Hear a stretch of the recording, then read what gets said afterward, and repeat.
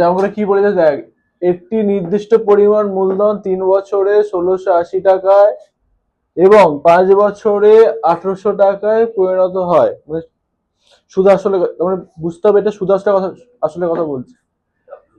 তাহলে মূলধন এবং সরল সুদের হার নির্ণয় করো। এরকম করে ডাবল বিসিএস মেন্স এসেছিল 2021-এ, রাইট। তাহলে প্রথমে যেটা করতে হবে, এই যে 5 বছর 3 বছর বলছে, ডিফারেন্স কত? 2 বছর, ঠিক। আচ্ছা, এবার 1800 1680 ডিফারেন্স কত? 120।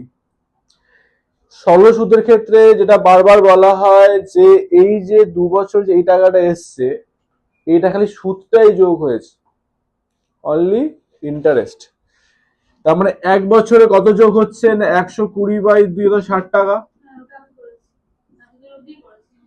তারপরে এটুকু তো শিওর যে ও প্রত্যেক বছর 60 টাকা করে সুদে পাচ্ছে, তাহলে আসলটা কত? এটা বার করতে গেলে যেখানে 1680 টাকা দেওয়া আছে, তাহলে এখান থেকে 3 বছরে কত হচ্ছে? তাহলে 180 টাকা সুদ টোটাল পেয়েছে। তাহলে 3 বছরে সুদ 180। তাহলে এবার 1680 থেকে 180 বিয়োগ যাবে, তাহলে কত হবে? 1500।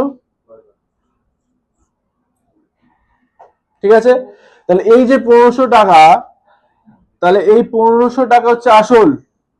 তাহলে 1500 টাকা হচ্ছে আসল, ঠিক আছে।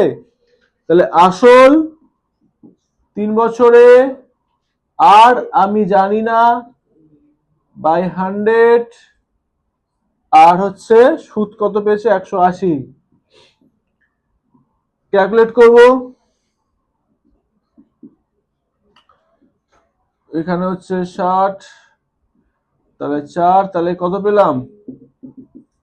আর হচ্ছে কত পেলাম? 4। সুদের হার কত? 4। অপশন কত ছিল ওখানে?